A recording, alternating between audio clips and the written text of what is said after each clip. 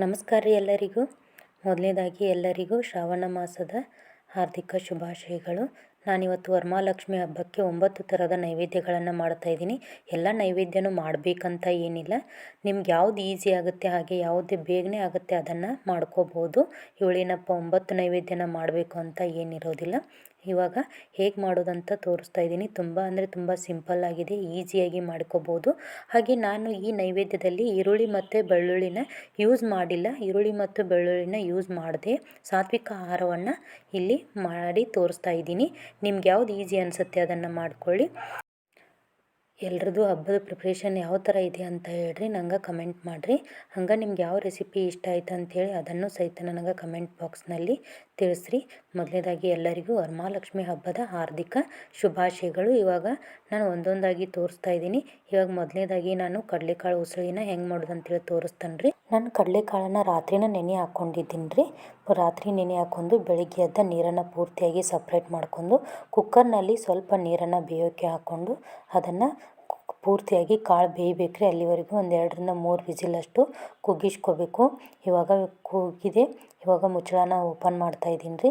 ಕಡಲೆಕಾಳು ಪೂರ್ತಿಯಾಗಿ ಬೆಂದಿದ್ದಾವೆ ರೀ. ಇಲ್ಲಿ ನಾನು ಯಾವುದೇ ಥರನಾದಂಥ ಈರುಳ್ಳಿ ಬೆಳ್ಳುಳ್ಳಿನ ಯೂಸ್ ಮಾಡ್ದೇ ಮಾಡ್ತಾಯಿದ್ದೀನಿ ರೀ.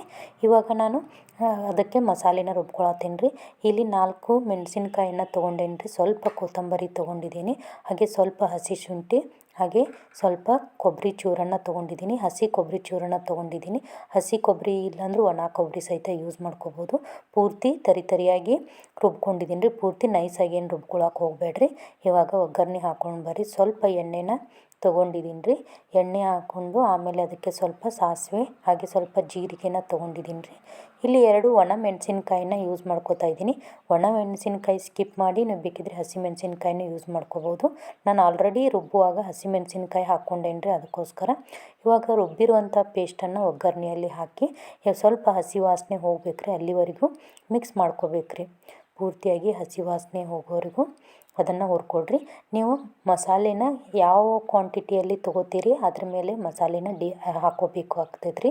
ನಾನು ಕಡಿಮೆ ಕ್ವಾಂಟಿಟಿಯಲ್ಲಿ ಮಾಡ್ಕೊಳತ್ತಿದ್ದೀನಿ ರೀ, ಅದಕ್ಕಾಗಿ ಕಡಿಮೆನೇ ಹಾಕ್ಕೊಂಡಿದ್ದೀನಿ. ಇಲ್ಲಿ ಸ್ವಲ್ಪ ರುಚಿಗೆ ತಕ್ಕಷ್ಟು ಉಪ್ಪು, ಸ್ವಲ್ಪ ಅರಿಶಿನ ಪುಡಿ, ಹಾಗೆ ಸ್ವಲ್ಪ ಸಕ್ಕರೆನ ಹಾಕ್ಕೊಂಡೇನಿ ರೀ.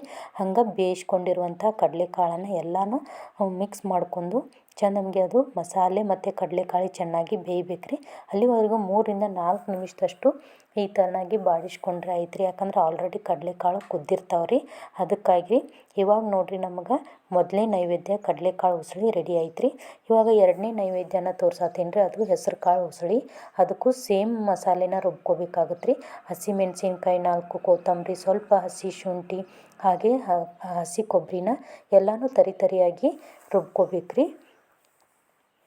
ರುಬ್ಕೊಂಡು ಇಟ್ಕೋಬೇಕು ರೀ. ಆಮೇಲೆ ಇಲ್ಲಿ ನಾನು ಪಾತ್ರೆನ ಕಾಯಕ್ಕೆ ಇಟ್ಕೊಂಡೀನಿ ರೀ. ಪಾತ್ರೆ ಕಾದ್ಮೇಲೆ ಸ್ವಲ್ಪ ಎಣ್ಣೆನ ಹಾಕ್ಕೊಂಡೀನಿ ರೀ. ಎಣ್ಣೆ ಕಾದ ತಕ್ಷಣ ಅದಕ್ಕೆ ಸಾಸಿವೆ ಹಾಗೆ ಜೀರಿಗೆನ ಹಾಕ್ಕೊಳತ್ತೀನಿ ರೀ. ಸಾಸಿವೆ ಜೀರಿಗೆ ಚಿಟಪಟ ಅಂದಮೇಲೆ ಇದಕ್ಕೆ ಒಣಮೆಣಸಿನ್ಕಾಯನ್ನು ಹಾಕ್ಕೊಳತ್ತೀನಿ ರೀ. ಇಲ್ಲಿ ಒಣಮೆಣಸಿನ್ಕಾಯಿನ ನೀವು ಹಾಕ್ಕೋಬೋದು, ಬೇಕಾದರೆ ಹಸಿಮೆಣಸಿನ್ಕಾಯಿ ಯೂಸ್ ಮಾಡಿದ್ದೀವಿ ನಡೆಯುತ್ತೆ ರೀ. ನಿಮ್ಗೆ ಬೇಕಿದ್ದರೆ ಹಾಕ್ಕೋಬೇಕು, ಇಲ್ಲಾಂದರೆ ನಡೆಯುತ್ತೆ. ಇದಕ್ಕೂ ಸಹಿತ ನಾನು 2 ಸ್ಪೂನಷ್ಟು ಮಸಾಲೆನ ಹಾಕ್ಕೊಳತ್ತೀನಿ ರೀ. ಯಾಕಂದ್ರೆ ಜಾಸ್ತಿ ಪಲ್ಯ ಮಾಡ್ಕೋತಿಲ್ಲ, ಅದಕ್ಕೋಸ್ಕರ. ಇಲ್ಲಿ ರುಚಿಗೆ ತಕ್ಕಷ್ಟು ಉಪ್ಪು, ಸ್ವಲ್ಪ ಅರಿಶಿನ ಪುಡಿ, ಹಾಗೆ ಸ್ವಲ್ಪ ಸಕ್ಕರೆನ ಹಾಕೋತಾ ಇದ್ದೀನಿ ರೀ. ನಾನು ಮೊದಲಿಗೆ ಹೆಸರು ಕಾಳನ್ನು ಕುದಿಸಿ ಇಟ್ಕೊಂಡಿದ್ದೀನಿ ರೀ. ಕುದಿಸೋದನ್ನ ತೋರಿಸಿಲ್ಲ. ನೀವು ಬೇಕಿದ್ರೆ ಕುಕ್ಕರ್ನಲ್ಲಿಯೂ ಹಾಕ್ಕೋಬೋದು, ಇಲ್ಲಾಂದರೆ ಹೊರಗಡೆ ಇಟ್ಟು ಬೇಯಿಸ್ಕೋಬೋದು. ನಾನು ಹೊರಗಡೆ ಇಟ್ಟು ಬೇಯಿಸ್ಕೊಂಡೇನಿ ರೀ. ಯಾಕಂದ್ರೆ ಕುಕ್ಕರ್ದಲ್ಲಿ ಆದರೆ ಜಾಸ್ತಿ ಬೇಯ್ತಾವೆ ರೀ. ರಾತ್ರಿ ಹೆಸರು ಕಾಳನ್ನು ನೆನೆಸ್ಕೊಂಡಿದ್ದೀನಿ ರೀ. ಬೆಳಿಗ್ಗೆ ಎದ್ದು ಕುದಿಸ್ಕೊಂಡು ಒಗ್ಗರಣೆನ ಹಾಕೋತಾ ಇದ್ದೀನಿ ರೀ. ಇದು ಸಹಿತ ಸೇಮು ಪೂರ್ತಿಯಾಗಿ ಒಗ್ಗರಣೆಯೊಳಗೆ ಎಲ್ಲ ಮಸಾಲೆ ಜೊತೆ ಹೆಸರು ಕಾಳು ಸಹಿತ ಮಿಕ್ಸ್ ಆಗ್ಬೇಕು ರೀ. ಅಲ್ಲಿವರೆಗೂ 3ರಿಂದ 4 ನಿಮಿಷದಷ್ಟು ಬೇಯಿಸ್ಕೋಬೇಕು ರೀ. ನಿಮ್ಗೆ ಯಾವ್ದು ಈಸಿ ಆಗುತ್ತೆ ಆ ನೈವೇದ್ಯನ ಮಾಡ್ಕೋಬೇಕು. ಎಲ್ಲ ನೈವೇದ್ಯ ಮಾಡಲೇಬೇಕಂತ ಏನಿಲ್ಲ. ಕೆಲವೊಬ್ಬರು ಒಬ್ಬಟ್ಟು ಸಹಿತ ಮಾಡ್ತಾರೆ. ಇವಾಗ 2ನೇ ರೆಸಿಪಿ ರೆಡಿ ಆಯ್ತು ರೀ. ಇವಾಗ 3ನೇದ್ದು ನಾನಿಲ್ಲಿ ಕೋಸಂಬರಿನ ಮಾಡ್ಕೊಳತ್ತೀನಿ ರೀ. ಕೋಸಂಬರಿಗೆ ನಾನು ತುರಿದಿಟ್ಕೊಂಡಿರುವಂತಹ ಗಜ್ಜರಿ ಮತ್ತು ಸೌತೆಕಾಯಿ, ಸ್ವಲ್ಪ ಹಸಿಮೆಣಸಿನ್ಕಾಯಿ, ತುರಿದಿಟ್ಟುಕೊಂಡಿರುವಂತಹ ಕೊಬ್ಬರಿ ತುರಿ, ಸ್ವಲ್ಪ ದಾಳಿಂಬೆ, ಹಾಗೆ ರುಚಿಗೆ ತಕ್ಕಷ್ಟು ಉಪ್ಪು, ಅರಿಶಿನ ಪುಡಿ ಹಾಕ್ಕೊಳತ್ತೀನಿ ರೀ. ಹಾಗೆ ನೆನೆಸಿಟ್ಕೊಂಡಿರುವಂಥ ಹೆಸರು ಬೇಳೆನ ಪೂರ್ತಿಯಾಗಿ ನೀರನ್ನು ಸಪ್ರೇಟ್ ಮಾಡ್ಕೊಂಡು ಹಾಕ್ಕೊಳತ್ತೀನಿ ರೀ. ನೀವು ಇದರಲ್ಲಿ ಯಾವ ಐಟಮ್ ಇಲ್ಲ ಅಂದರೂ ನಡೆಯುತ್ತೆ, ಬೇಕಾ ಅಂತೇನೇ ಇಲ್ಲ. ನಿಮ್ಮ ಮನೆಯಲ್ಲಿ ಯಾವ ಐಟಮ್ಸ್ ಇದ್ದಾವೆ ಆ ಐಟಮ್ಸನ್ನು ಯೂಸ್ ಮಾಡ್ಕೊಂಡು ನೀವು ಮಾಡ್ಕೋಬೇಕಾಗತ್ತೆ ರೀ. ಇವಾಗ ಪೂರ್ತಿಯಾಗಿ ಎಲ್ಲನೂ ಚೆನ್ನಾಗಿ ಮಿಕ್ಸ್ ಮಾಡ್ಬೇಕು ರೀ. ಇದು ಸಹಿತ ವರಮಹಾಲಕ್ಷ್ಮಿ ದೇವಿಗೆ ಪ್ರಿಯವಾದಂತಹ ನೈವೇದ್ಯ ಕೋಸಂಬರಿ. ಇದು ಒಂದೇ ನೈವೇದ್ಯ ಮಾಡಿ ಈ ನೈವೇದ್ಯ ಅರ್ಪಿಸಿದರೂ ಸಹಿತ ನಡೆಯುತ್ತೆ. ಎಲ್ಲ ನೈವೇದ್ಯ ಬೇಕಾ ಅಂತೇನೆ ಇರೋದಿಲ್ಲ. ಇದು 3ನೇ ನೈವೇದ್ಯ. ಇವಾಗ 4ನೇದು ನಾನಿಲ್ಲಿ ಬಾಳೆಹಣ್ಣಿನ ಪಂಚಾಮೃತ ಅಂದರೆ ಬಾಳೆಹಣ್ಣಿಂದ ಮಾಡಿರುವಂಥ ನೈವೇದ್ಯನ ರೆಡಿ ಮಾಡ್ಕೊತಾ ಇದ್ದೀನಿ. ಇಲ್ಲಿ ಸಣ್ಣದಾಗಿ ಸ್ಲೈಸ್ ಮಾಡಿಟ್ಕೊಂಡಿರುವಂಥ ಬಾಳೆಹಣ್ಣನ್ನು ತೊಗೊಂಡಿದ್ದೀನಿ ರೀ. ಹಾಗೆ ನಾನಿಲ್ಲಿ ಡ್ರೈ ಫ್ರೂಟ್ಸನ್ನು ಹಾಕ್ಕೊಳತ್ತೀನಿ ರೀ. ಅಂದರೆ ಕಾಜು, ಒಣ ದ್ರಾಕ್ಷಿ ಮತ್ತು ಗೋಡಂಬಿ, ಸ್ವಲ್ಪ ಬಾದಾಮನ್ನ ಕಟ್ ಮಾಡಿ ಇಟ್ಕೊಂಡಿದ್ದೀನಿ, ಅವನ್ನೆಲ್ಲನೂ ಹಾಕ್ಕೊಳತ್ತೀನಿ. ಹಾಗೆ ಸ್ವಲ್ಪ ಏಲಕ್ಕಿ ಪುಡಿನ ಹಾಕ್ಕೊಳತ್ತೀನಿ ರೀ. ಆಮೇಲೆ 2ರಿಂದ 2.5 ಸ್ಪೂನಷ್ಟು ಸಕ್ಕರೆನ ಹಾಕ್ಕೊಳತ್ತೀನಿ ರೀ. ಕೆಲವೊಬ್ಬರು ಹಾಲು ಹಾಕ್ಕೋತಾರೆ. ಹಾಲಾದರೆ ಈವ್ನಿಂಗ್ವರೆಗೂ ಇರೋದಿಲ್ಲ, ಬೇಗನೆ ಹಾಳಾಗುತ್ತೆ.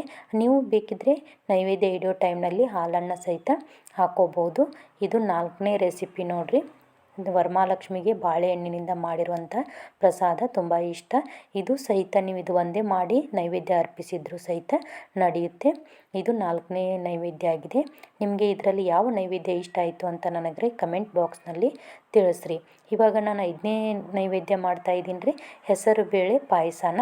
ಹೆಸರು ಬೇಳೆ 1 ಬಟ್ಲಷ್ಟು ಹೆಸರು ಬೇಳೆ ತೊಳ್ಕೊಂಡು ಸ್ವಚ್ಛವಾಗಿ ಹೆಸರು ಬೇಳೆ ತೊಗೊಂಡು ಸ್ವಚ್ಛವಾಗಿ ತೊಳ್ಕೊಂಡು ಸ್ವಲ್ಪ ನೀರನ್ನು ಹಾಕ್ಕೊಂಡು ಬೇಯಿಸ್ಕೊಳಕ್ಕೆ ಇಟ್ಟೇನಿ ರೀ. 2ರಿಂದ 3 ವಿಸಿಲ್ ಕೂಗಿಸ್ಕೊಂಡ್ರೆ ಆಯ್ತು ರೀ. ಹೆಸರು ಬೇಳೆ ಪೂರ್ತಿಯಾಗಿ ಕುದ್ದಿರ್ತಾವೆ ರೀ. ಇವಾಗ ನೋಡಿರಿ, ನಾನು ಕುದ್ದಿದ 3 ವಿಸಿಲ್ ಆದಮೇಲೆ ಗ್ಯಾಸ್ ಆಫ್ ಮಾಡಿ ಕುಕ್ಕರ್ ಲಿಡ್ ಸಹಿತ ಓಪನ್ ಆಗಿತ್ತು. ಇವಾಗ ತೋರಿಸ್ತಾ ಇದ್ದೀನಿ ನೋಡಿರಿ, ಪೂರ್ತಿಯಾಗಿ ಸ್ಮೂತಾಗಿ ಹೆಸರು ಬೇಳೆ ಕುದ್ದಿದ್ದಾವೆ ರೀ. ನೀವು ಇಷ್ಟೇ ಇದ್ದರೂ ನಡೆಯುತ್ತೆ. ಇದಕ್ಕಿಂತ ಜಾಸ್ತಿ ಕ್ವಾಂಟಿಟಿಯಲ್ಲಿ ನೀವು ಮನೆಯಲ್ಲಿ ಜಾಸ್ತಿ ಜನ ಇದ್ದರೆ ಜಾಸ್ತಿ ಕ್ವಾಂಟಿಟಿಯಲ್ಲೂ ಮಾಡ್ಕೋಬೋದು, ಇಷ್ಟೇ ಅಂತ ಏನಿಲ್ಲ. ಇವಾಗ ಪೂರ್ತಿಯಾಗಿ ಸ್ಮ್ಯಾಶ್ ಮಾಡ್ಕೋಬೇಕು. ಸ್ವಲ್ಪ ಗಟ್ಟಿ ಕನ್ಸಿಸ್ಟೆನ್ಸಿ ಗಟ್ಟಿ ಇತ್ತಂತ ನಾನು ಸ್ವಲ್ಪ ನೀರನ್ನು ಹಾಕ್ಕೊಂಡೇನಿ ರೀ. ಇವಾಗ ನಾನು ಅದಕ್ಕೆ ಹೆಸರು ಬೇಳೆ ಪಾಯಸನ ಹೇಗೆ ರೆಡಿ ಮಾಡ್ಕೊಳ್ಳೋದು ಅಂತ ತೋರಿಸ್ತೇನೆ ರೀ. ನೋಡೋಣ ಬರ್ರಿ. ಇಲ್ಲಿ ಮೊದಲಿಗೆ ನಾನು ತುಪ್ಪನ ಕಾಯಕ್ಕೆ ಇಟ್ಕೊಂಡೀನಿ ರೀ. ಡ್ರೈ ಫ್ರೂಟ್ಸನ್ನು ಅದರಲ್ಲಿ ಕರಿಯಾತಿದ್ದೀನಿ ರೀ. ಅಂದರೆ ಅದರಲ್ಲಿ ಒಣ ದ್ರಾಕ್ಷಿ ಮತ್ತು ಸ್ವಲ್ಪ ಬಾದಾಮಿ ಮತ್ತು ಸ್ವಲ್ಪ ಗೋಡಂಬಿನ ಫ್ರೈ ಮಾಡ್ಕೊಂಡ್ರಿ. ನಾನು ಏನು ಈ ತುಪ್ಪದಲ್ಲಿ ಫ್ರೈ ಮಾಡ್ಕೊಂಡೇನಲ್ರಿ, ಅದಕ್ಕೇನೆ ನಾನು ಇಲ್ಲಿ ಹೆಸರು ಬೇಳೆ ಏನು ಕುದಿಸಿಟ್ಕೊಂಡಿದ್ವಲ್ರಿ ಅದನ್ನೇನ ಹಾಕ್ಕೊಂಡೇನಿ ರೀ. ಇದು ಜಾಸ್ತಿ ಟೈಮ್ ಏನು ಬೇಕಾಗೋದಿಲ್ಲ ರೀ, ಇನ್ಸ್ಟೆಂಟಾಗಿ ಮಾಡ್ಕೋಬೋದು. ಇವಾಗ ನಾವು ಏನು ತುಪ್ಪದಲ್ಲಿ ಕರೆದಿಟ್ಕೊಂಡಿದ್ವಲ್ರಿ ಅದರಲ್ಲಿ ಹೆಸರು ಬೇಳೆನ ಚೆನ್ನಾಗಿ ಮಿಕ್ಸ್ ಮಾಡ್ಕೊಂಡು ಒಂದು 2 ನಿಮಿಷದಷ್ಟು ಬೇಯಿಸ್ಕೋಬೇಕು. ಅದಾದಮೇಲೆ ಬೆಲ್ಲನ ಹಾಕ್ಕೊಳತ್ತೀನಿ ರೀ. ಬೆಲ್ಲ ಜಾಸ್ತಿ ಹಾಕ್ಕೊಳಕ್ಕೆ ಹೋಗಬೇಡ್ರಿ, ಫುಲ್ ಸ್ವೀಟಾಗಿ ಬಿಡುತ್ತೆ. ನಿಮಗೆ ಜಾಸ್ತಿ ಸಿಹಿ ಇಷ್ಟ ಅನ್ನೋದಾದರೆ ನೀವು ಬೆಲ್ಲನ ಜಾಸ್ತಿಯಾಗಿ ಹಾಕ್ಕೋಬೋದು. ಇವಾಗ ಇದನ್ನು ಸಹಿತ 3ರಿಂದ 4 ನಿಮಿಷದಷ್ಟು ಬೇಯಿಸ್ಕೋಬೇಕು. ನಾನಿಲ್ಲಿ 1 ಸ್ಪೂನಷ್ಟು ಏಲಕ್ಕಿ ಪೌಡ್ರನ್ನು ಹಾಕ್ಕೊಳತ್ತೀನಿ ರೀ. ಇದು ಸಹಿತ ವರಮಹಾಲಕ್ಷ್ಮಿ ದೇವಿಗೆ ತುಂಬ ಪ್ರಿಯವಾದಂಥ ನೈವೇದ್ಯ. ನೀವು ಇದನ್ನು ಒಂದನ್ನೇ ಸಹಿತ ಮಾಡಿ ಅರ್ಪಿಸ್ಬೋದು. ನಿಮ್ಮ ಮನೆಯಲ್ಲಿ ಯಾವ ಸಾಮಗ್ರಿ ಇದ್ದಾವೆ, ನಿಮಗೆ ಎಷ್ಟು ಶಕ್ತಿ ಇದೆ ಅಷ್ಟು ಅನುಸಾರವಾಗಿ ಮಾಡಿದರೆ ನಡೆಯುತ್ತೆ ರೀ. ಇವಾಗ ಪೂರ್ತಿಯಾಗಿ ಕುದ್ದಿದೆ ನೋಡಿರಿ. ಇದು ನಾನು 4ರಿಂದ 5 ನಿಮಿಷದಷ್ಟು ಚೆನ್ನಾಗಿ ಕುದಿಸ್ಕೊಂಡೆ. ಇವಾಗ ವರಮಹಾಲಕ್ಷ್ಮಿಗೆ ಪ್ರಿಯವಾದಂಥ ಹೆಸರು ಬೇಳೆ ಪಾಯಸ ರೆಡಿ ಆಯಿತು. ಇದು 5ನೇ ನೈವೇದ್ಯ ರೀ. ಇವಾಗ ನಾನು 6ನೇ ನೈವೇದ್ಯನ ಇನ್ನು ಅಕ್ಕಿಯಿಂದ ಮಾಡಿರುವಂಥ ನೈವೇದ್ಯವನ್ನು ತೋರಿಸ್ತೇನೆ ರೀ, ಅನ್ನದಿಂದ. ಇವಾಗ ನಾನಿಲ್ಲಿ 2 ಲೋಟದಷ್ಟು ಅಕ್ಕಿನ ತೊಗೊಂಡೀನಿ ರೀ. ಅದನ್ನು ತೊಳ್ಕೊಂಡು ಅದನ್ನು ನೀರು ಎಷ್ಟು ಅನ್ನ ಬೇಯೋಕ್ಕೆ ಎಷ್ಟು ನೀರು ಬೇಕಲ್ಲ ಅಷ್ಟು ನೀರನ್ನು ಹಾಕ್ಕೊಂಡು ಅದಕ್ಕೆ ಸ್ವಲ್ಪ ಉಪ್ಪನ್ನು ಹಾಕ್ಕೊಂಡು 3 ವಿಸಿಲಷ್ಟು ಕೂಗಿಸ್ಕೊತೀನಿ ರೀ. ಇವಾಗ ನಾನು ಮಾಡಿ ತೋರಿಸಿರುವ ಎಲ್ಲ ಮುಂದೆ ತೋರಿಸ್ತಾ ಇರುವಂಥ ಎಲ್ಲ ರೆಸಿಪಿಗಳು ಅನ್ನದಿಂದ ಮಾಡಿರುವಂಥ ರೆಸಿಪಿ ಆಗಿರ್ತಾವೆ ರೀ. ಇದಕ್ಕೆ ರುಚಿಗೆ ತಕ್ಕಷ್ಟು ಉಪ್ಪನ್ನು ಹಾಕ್ಕೊಳತ್ತೀನಿ ರೀ. ಉಪ್ಪನ್ನು ಹಾಕ್ಕೊಂಡು 3 ವಿಸಿಲ್ ಮುಚ್ಚಳ ಮುಚ್ಚಿ 3 ವಿಸಿಲಷ್ಟು ಕೂಗಿಸ್ಕೋಬೇಕು ರೀ. ಇವಾಗ ಅನ್ನ ರೆಡಿ ಆಯ್ತು ರೀ. 3 ವಿಸಿಲ್ ಆಯಿತು. ಕುಕ್ಕರ್ ಮುಚ್ಚಳನ ತೆಗೆದೆ. ಇವಾಗ ಅನ್ನ ರೆಡಿ ಆಯಿತು. ನೀವು ಇಷ್ಟು ಸಿಂಪಲ್ ಅನ್ನಕ್ಕೆ ಸ್ವಲ್ಪ ಮೊಸರು ಹಾಕಿ ನೈವೇದ್ಯ ಮಾಡಿದರೂ ನಡೆಯುತ್ತೆ. ಇವಾಗ ನಾನು ಮೊಸರನ್ನ ಮಾಡ್ತಾಯಿದ್ದೀನಿ. ಸ್ವಲ್ಪ ಅನ್ನನ ತೊಗೊಂಡು ಪೂರ್ತಿಯಾಗಿ ಸ್ಮ್ಯಾಶ್ ಮಾಡಬೇಕ್ರಿ. ಬಿಸಿ ಇರುವಾಗ ಸ್ಮ್ಯಾಶ್ ಮಾಡಿದರೆ ಬೇಗನೆ ಮೆತ್ತಗಾಗತ್ತೆ ರೀ. ಅದಕ್ಕಾಗಿ ನಾನು ಸ್ವಲ್ಪ ಬಿಸಿ ಇರುವಾಗ ಅನ್ನನ ಸ್ಮ್ಯಾಶ್ ಮಾಡಿಕೊಂಡು ಅನ್ನ ಪೂರ್ತಿ ಆರಿದ ಮೇಲೇ ಅದಕ್ಕೆ ಮೊಸರು ಹಾಕಬೇಕು. ಸುಡು ಇರುವಾಗ ಮೊಸರು ಹಾಕೋಕೆ ಹೋಗಬೇಡ್ರಿ. ಅನ್ನ ಪೂರ್ತಿಯಾಗಿ ಆರಿದ ಮೇಲೆ ನಾನು ಅದಕ್ಕೆ ಮೊಸರು ಹಾಕಿ ಚೆನ್ನಾಗಿ ಮಿಕ್ಸ್ ಮಾಡ್ಕೊಳತ್ತೇನೆ ರೀ. ಮೊಸರು ಸ್ವಲ್ಪ ಹಾಲನ್ನು ಹಾಕ್ಕೊಳತ್ತೇನೆ ರೀ. ನಾನು ಸ್ವಲ್ಪ ಹಾಲನ್ನು ಹಾಕ್ಕೊಂಡು, ಅಂದರೆ ಸ್ವಲ್ಪ ಹಾಲು ಹಾಕೋದ್ರಿಂದ ಟೇಸ್ಟ್ ಚೆನ್ನಾಗಿ ಬರುತ್ತೆ ಅಂತ. ಇದಕ್ಕೆ ಅನ್ನಕ್ಕೆ ಹಾಲು ಮೊಸರು ಹಾಕಿ ಎಲ್ಲವನ್ನು ಚೆನ್ನಾಗಿ ಮಿಕ್ಸ್ ಮಾಡ್ಕೋಬೇಕಾಗತ್ತೆ ರೀ. ಇವಾಗ ನಾನು ದಾಳಿಂಬೆ ಹಣ್ಣನ್ನು ಹಾಕ್ಕೊಳತ್ತೀನಿ ರೀ. ನೀವು ಬೇಕಿದ್ದರೆ ಇದಕ್ಕೆ ಒಗ್ಗರಣೆ ಸಹಿತ ಹಾಕ್ಕೋಬೋದು. ಸಾಸಿವೆ, ಜೀರಿಗೆ ಒಗ್ಗರಣೆ ಸಹಿತ ಹಾಕ್ಕೋಬೋದು. ನಾನಿಲ್ಲಿ ರುಚಿಗೆ ತಕ್ಕಷ್ಟು ಉಪ್ಪನ್ನು ಹಾಕ್ಕೊಂಡ್ರಿ. ಉಪ್ಪು ಹಾಕ್ಕೊಂಡು ಸ್ವಲ್ಪ ದಾಳಿಂಬೆನ ಹಾಕ್ಕೊಂಡು ಚೆಂದಂಗೆ ಮಿಕ್ಸ್ ಮಾಡ್ಕೋಬೇಕಾಗತ್ತೆ ರೀ. ನೀವು ಬೇಕಿದ್ದರೆ ಹಸಿಮೆಣಸಿನ್ಕಾಯಿ ಒಗ್ಗರಣೆ ಸಹಿತ ಹಾಕ್ಕೋಬೋದು. ನಾನಿಲ್ಲಿ ಒಗ್ಗರಣೆ ಹಾಕ್ಕೊಂಡಿಲ್ಲ, ಸಿಂಪಲ್ಲಾಗಿ ಮಾಡ್ಕೋತಾ ಇದ್ದೀನಿ ರೀ. ಇವಾಗ ಇದು 6ನೇ ನೈವೇದ್ಯ ರೆಡಿ ಆಯಿತು.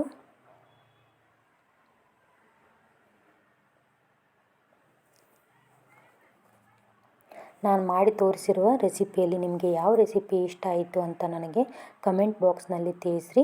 ನೀವು ಬೇಕಿದ್ದರೆ ಇದಕ್ಕೆ ಒಗ್ಗರಣೆ ಸಹಿತನ ಹಾಕ್ಕೋಬೋದು ರೀ. ಇವಾಗ ನಾನು ತೋರಿಸ್ತಾ ಇರೋ ರೆಸಿಪಿ 7ನೇದ್ದು. ಇದನ್ನು ನಾನು ಪುಳಿಯೋಗರೆ ಮಾಡಿ ತೋರಿಸ್ತಾ ಇದ್ದೀನಿ ರೀ. ಸ್ವಲ್ಪ ಎಣ್ಣೆನ ಹಾಕ್ಕೊಂಡ್ರಿ. ಎಣ್ಣೆ ಕಾದ ತಕ್ಷಣ ಅದಕ್ಕೆ ಸಾಸಿವೆ ಜೀರಿಗೆನ ಹಾಕ್ಕೊಂಡೇನಿ ರೀ. ಸಾಸಿವೆ ಜೀರಿಗೆ ಹಾಕ್ಕೊಂಡು ನಾನಿಲ್ಲಿ ಇನ್ಸ್ಟೆಂಟ್ ಆಗಿರುವಂತಹ ಪುಳಿಯೋಗರೆ ಮಸಾಲೆನ ಯೂಸ್ ಮಾಡ್ಕೊಳತ್ತೇನೆ ರೀ. ನೀವು ಬೇಕಿದ್ದರೆ ಮನೆಯಲ್ಲಿ ನೀವೇ ರೆಡಿ ಮಾಡಿ ಇಟ್ಕೊಂಡಿರುವಂಥ ಮಸಾಲೆ ಸಹಿತ ಹಾಕ್ಕೋಬೋದು.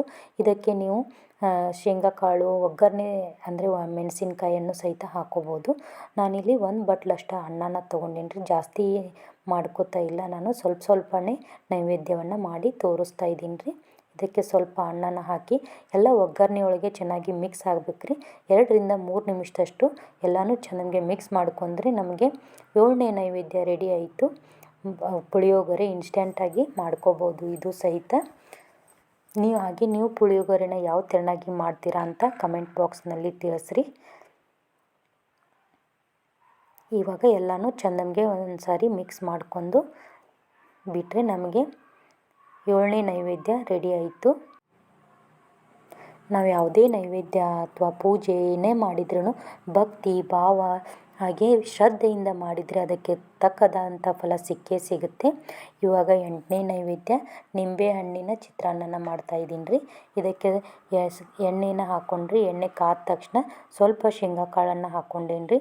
ಶೇಂಗಾ ಕಾಳು ಫ್ರೈ ಆದಮೇಲೆ ಅದಕ್ಕೆ ಸಾಸಿವೆ ಜೀರಿಗೆನ ಹಾಕ್ಕೋಬೇಕ್ರಿ. ಇದು ಸಹಿತ ಲಕ್ಷ್ಮೀ ದೇವಿಗೆ ಪ್ರಿಯವಾದಂತಹ ನೈವೇದ್ಯ ರೀ. ಇದು ಸಹಿತ ಈಸಿಯಾಗಿ ಇನ್ಸ್ಟೆಂಟಾಗಿ ಮಾಡ್ಕೋಬೋದು. ಸಾಸಿವೆ ಜೀರಿಗೆ ಚಿಟಪಟ ಅಂದಮೇಲೆ ನಾನಿಲ್ಲಿ ಒಣಮೆಣಸಿನ್ಕಾಯನ್ನು ಹಾಕ್ಕೊಳತ್ತೇನೆ ರೀ. ಒಣಮೆಣಸಿನ್ಕಾಯಿ ಹಾಕ್ಕೊಂಡು ಮತ್ತು ಅದಕ್ಕೆ ನಾನಿಲ್ಲಿ ಸ್ವಲ್ಪ ರುಚಿಗೆ ತಕ್ಕಷ್ಟು ಉಪ್ಪು ಹಾಗೆ ಸ್ವಲ್ಪ ಅರಿಶಿನ ಸ್ವಲ್ಪ ಸಕ್ಕರೆನ ಹಾಕ್ಕೊಂಡು ಎಲ್ಲನೂ ಚೆನ್ನಾಗಿ ಒಗ್ಗರಣೆಯಲ್ಲಿ ಮಿಕ್ಸ್ ಮಾಡ್ಕೋಬೇಕಾಗತ್ತೆ ರೀ. ತುಂಬ ಈಸಿಯಾಗಿ ಮಾಡ್ಕೋಬೋದು. ನೀವು ಮನೆಯಲ್ಲಿ ಊಟ ಮಾಡೋಕ್ಕೆ ಎಲ್ಲರಿಗೂ ಸಹಿತ ಮಾಡ್ಕೋಬೋದು. ನಾನು ಸ್ವಲ್ಪ ಕ್ವಾಂಟಿಟಿಯಲ್ಲಿ ಮಾಡಿ ತೋರ್ಸತ್ತೀನಿ ರೀ. ಇವಾಗ ಅನ್ನನ ಹಾಕ್ಕೊಂಡು ಎಲ್ಲನೂ ಒಂದು ಸಾರಿ ಚೆಂದಂಗೆ ಮಿಕ್ಸ್ ಮಾಡಿ ಮೇಲ್ಗಡೆ ಸ್ವಲ್ಪ ಲಿಂಬೆ ಹಣ್ಣಿನ ರಸನ ಹಾಕಿದರೆ ಇವಾಗ ರೆಡಿ ಆಯ್ತು ನೋಡಿರಿ ನಮಗೆ ಲಿಂಬೆ ಹಣ್ಣಿನ ಚಿತ್ರಾನ್ನ. ಇದು ಸಹಿತ ಲಕ್ಷ್ಮೀ ದೇವಿಗೆ ಪ್ರಿಯವಾದಂತಹ ನೈವೇದ್ಯ. ನಾನಿಲ್ಲಿ 8 ನೈವೇದ್ಯ ಮಾಡಿ ತೋರಿಸಿದ್ದೀನಿ. 8 ನೈವೇದ್ಯದಲ್ಲಿ ನಿಮಗೆ ಯಾವ ನೈವೇದ್ಯ ಇಷ್ಟ ಆಯಿತು ಅಂತ ನನಗೆ ಕಮೆಂಟ್ ಬಾಕ್ಸ್ನಲ್ಲಿ ತಿಳಿಸಿ. ಲಾಸ್ಟಿಗೆ ನಾನು ಸ್ವಲ್ಪ ನಿಂಬೆಹಣ್ಣಿನ ರಸ ಹಾಕಿ ಎಲ್ಲನೂ ಒಂದು ಸಾರಿ ಮಿಕ್ಸ್ ಮಾಡಿ ಇಟ್ಕೊಳ್ತಾ ಇದ್ದೀನಿ ರೀ.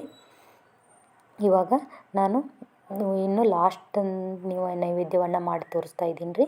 ಅದು ಕೊಬ್ಬರಿ ಅನ್ನನೂ ಸಹಿತ ಲಕ್ಷ್ಮೀ ದೇವಿಗೆ ಪ್ರಿಯವಾದಂತಹ ನೈವೇದ್ಯ. ಸ್ವಲ್ಪ ಎಣ್ಣೆನ ತೊಗೊಂಡೇನಿ ರೀ. ಎಣ್ಣೆ ಕಾದ ನಂತರ ಅದಕ್ಕೆ ಸ್ವಲ್ಪ ಶೇಂಗಾ ಕಾಳನ್ನು ಹಾಕ್ಕೊಳತ್ತೇನೆ ರೀ. ಶೇಂಗಾ ಕಾಳು ಫ್ರೈ ಆದ ತಕ್ಷಣ ಸಾಸಿವೆ ಜೀರಿಗೆನ ಹಾಕ್ಕೋಬೇಕ್ರಿ. ಸಾಸಿವೆ ಜೀರಿಗೆ ಚಿಟಪಟ ಅಂದಮೇಲೆ ಅದಕ್ಕೆ ನಾನಿಲ್ಲಿ ಒಣಮೆಣಸಿನ್ಕಾಯನ್ನು ಹಾಕ್ಕೊಳತ್ತೇನೆ ರೀ. ಒಣಮೆಣಸಿನ್ಕಾಯಿನೂ ಫ್ರೈ ಆದಮೇಲೆ ರುಚಿಗೆ ತಕ್ಕಷ್ಟು ಉಪ್ಪನ್ನು ಹಾಕ್ಕೋಬೇಕ್ರಿ.